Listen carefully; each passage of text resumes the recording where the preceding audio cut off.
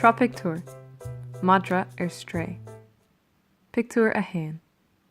I pictiúr a hain fáin Seán téacs ó na chara síle. Déir an téacs go bhfuil a madra imethe stray, tá úna cheann. Tá cabhair ag tastáil ó híle chun na madra a aimsiú, mar sin téann Seán díreach chuig a tach. Pictiúr a dó. Shuiseann Seán an tach agus is folas é a eiscint go bhfuil síle trí na céile. Feicteoirí a cuine. Rógann Seán baró gurthaí agus deir sé le gan a bheith buartha. Íonn sé orthaí an scéile insint. Síonn siad síos ag bord na cisteanna agus insíonn síle cad a tharla.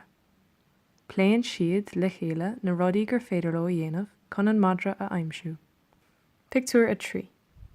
I pictiúr a trí, bear taon an bheirt buinte úsáid as na meán chumarsáide chun tacht ar an madra. Cuireann síle gléich ar an radio áitiúil, an radio pobail. Deir an láthróir le go gcuirfidh sé fógra amach faoi.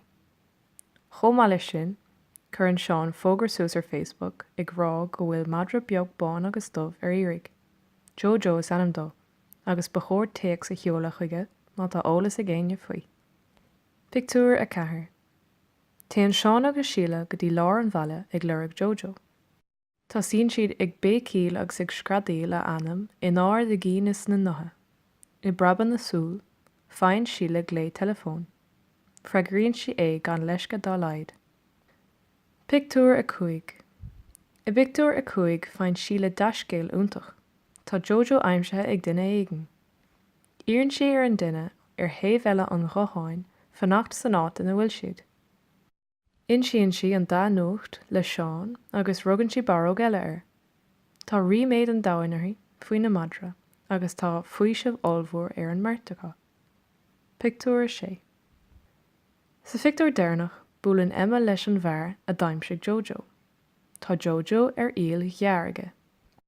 Deir sé go raibh sé san ionad siopadóireachta nuair a chonig sé Jojo. Dar leis, bhí sé featach agus leanse é. Tugann sé an madra ar ais de híle.